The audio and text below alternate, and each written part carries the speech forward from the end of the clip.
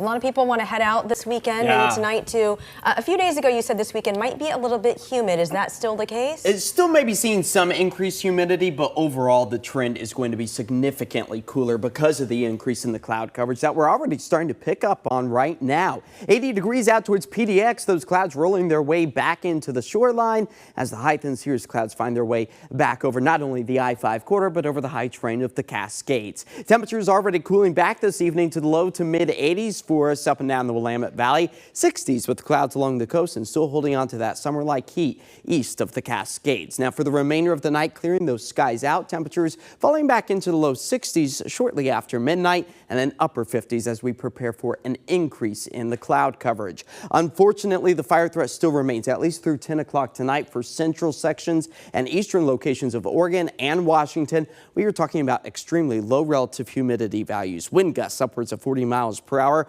All of this prompting several fires to continue to burn. The Cram fire, of course, out towards the central locations of the Beaver State, but our brand new fire starting just around 3 o'clock or so this afternoon, the Burdoin mountain fire. That is a cause for concern as the westerly winds are still gusting close to about 30 to 35 miles per hour for that Cram fire. Again, relative humidity values hovering right around 20%. Of course, that Burdoin mountain fire right along the Columbia River Gorge where the Dows are currently experiencing 40 to 45 mile per hour gusts, all coming through the Columbia River Gorge. As our fire threat remains elevated tonight, we see improvements as we work our way into tomorrow morning, but tomorrow afternoon, evening, it's right back to where we are at this point in time along the I-84 location, turning up the dials to about a moderate to high level for the southeast corner of the state.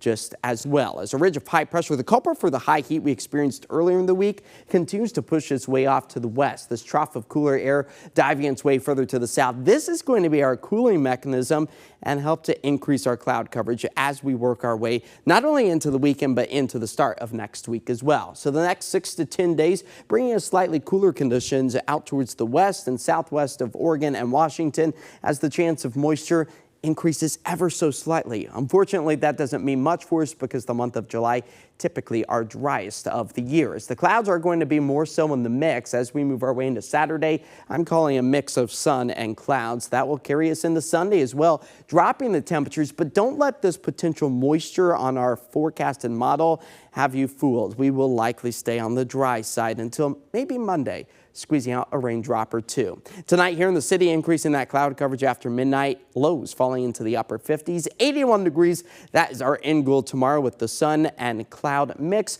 as Portland Pride will be pretty nice out there, 79 degrees. And for the parade, expecting to see those temperatures start off in the mid to upper 60s before the mid to upper 70s once again return. All right, Monday, more clouds, maybe a raindrop or two for a select few of us before the warming, drying trend takes shape by the middle of next week. More sunshine and returning to the 90s briefly by Wednesday before our next cooling trend. So it's been month after month. We see this roller coaster ride and it's taking us all the way through the end of July. Well, you can't say we're not having a summer. That is absolutely true. Yeah, we are feeling it. Thanks, Josh. We'll be right back.